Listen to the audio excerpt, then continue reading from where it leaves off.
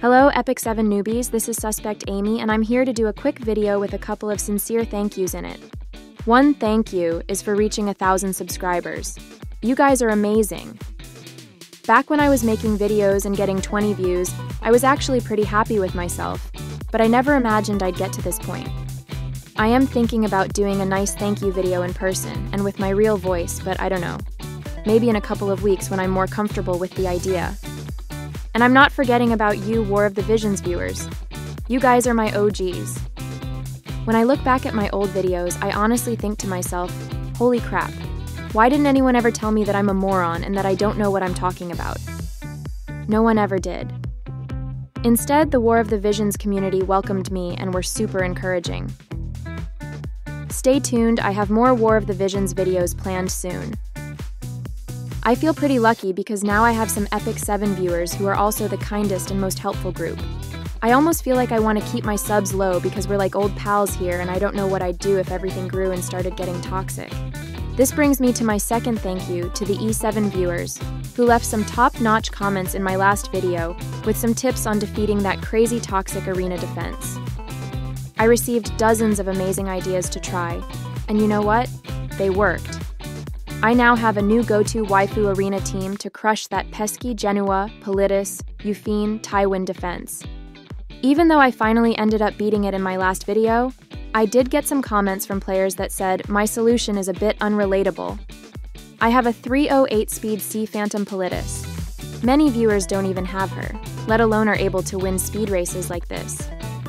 I tried quite a few ideas from my viewers, but the one I liked the best was from KipRasking8581 and PerryDark6, who suggested this team right here. I feel like this team should be very relatable. Even the gear is pretty average, everyone is around 200 speed. You saw the last battle, it looked like I was about to get crushed, but then my team turned the tables. I originally thought this was a fluke, so I found another player with the same toxic defense and gave it another shot. Sure enough, I come really close to losing again, but pull out the victory in the end. As for the mechanics, Yulha baits Genua, but she can't be killed thanks to Abigail. Maid Chloe is here to cleanse, and since she has immunity and high ER, she is unaffected by Politis and Tywin.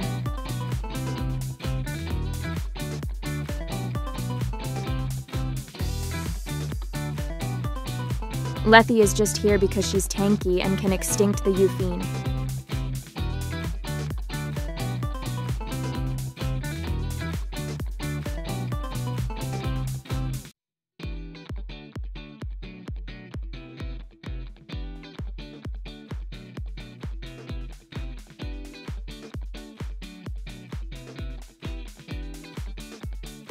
Okay, let's take a quick look at how you take on this toxic defense in Guild Wars. I'm not in a high-ranked guild or anything, so I hope this can be relatable to most players. I have a golden rule in Guild Wars that I strongly recommend to early or mid-level players.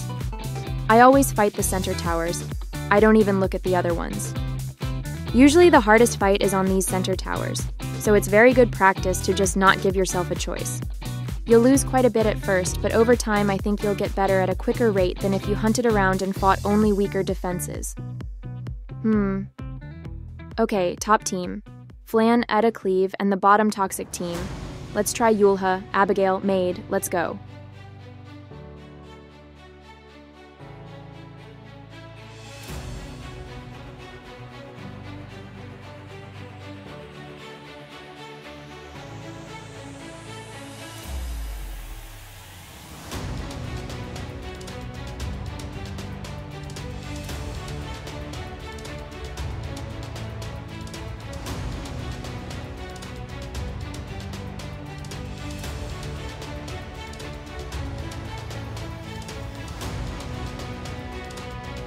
That was a lucky dual attack there. Not sure if they would have killed any of my guys if that didn't happen, but I'll take all of the RNG I can get. Okay, now for this toxic defense, let's see how my slow lineup does here. There's a slight bit of speed tuning. Maid needs to go first, Abigail second, Yulha third. This is a little tricky because you have to expect Abigail to be pushed back by Politis. One thing that I don't get to take advantage of against Tywin is Abigail's curse. If Curse can replicate Yulha's S3 damage, I think you can kill 2 people in one shot. but unfortunately, Tywin always cleanses curse.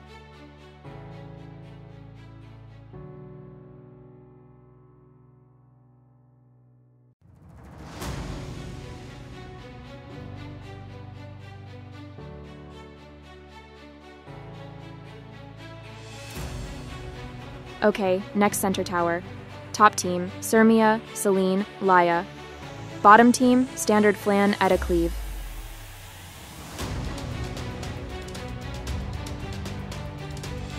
That was lucky. I reverted my Selene to choosing a target randomly, and that was the best target she could have chosen.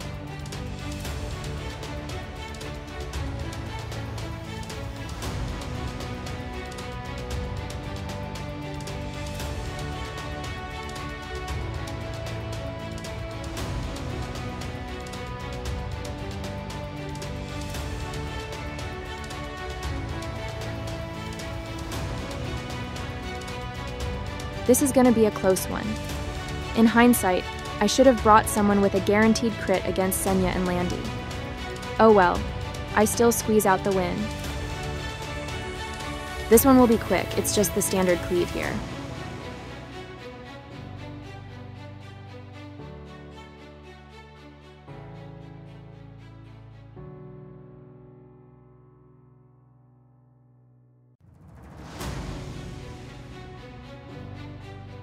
Okay, what's next? Top team, Sheltir Cleave. Bottom team, this one is the toxic one, but with Yufine instead of Tywin. Yulha, Abigail, Lethe, let's go. I actually don't use Sheltir much, so I thought this is a great opportunity to try her out against Aiden.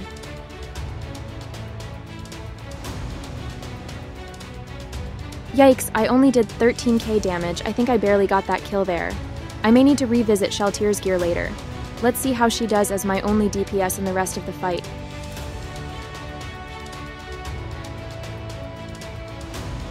Here I'm just messing around and testing Sheltir's damage on different units when I should just be focusing down Arrowell. Fortunately, their Landy isn't countering much, so I can get away with it.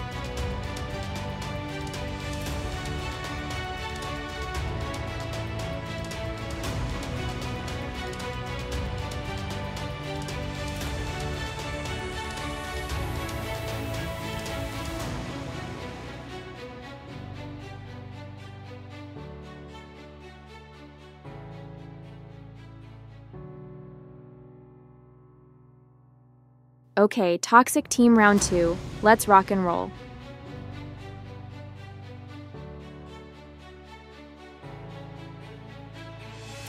I'm so disappointed. Yulha triggered and pushed ahead of Abigail. I really wanted to see Yulha take advantage of Abigail's curse to kill 2 people. What a total bummer. I'll need to slow Yulha down a bit. In the past, I had her super slow and super high health, and she wasn't that effective, so I just need to find a middle ground here. You can see, Abigail's curse damage is about 3k off of a roughly 5k hit. Yule had dropped a 25,000 damage bomb earlier, so that curse damage would have been wonderful.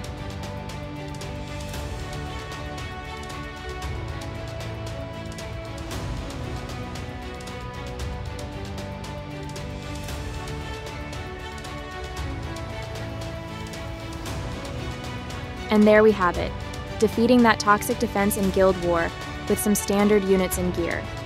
Thanks again to my viewers with their suggestions. That's all I have today. Thanks for watching my video. Bye everyone.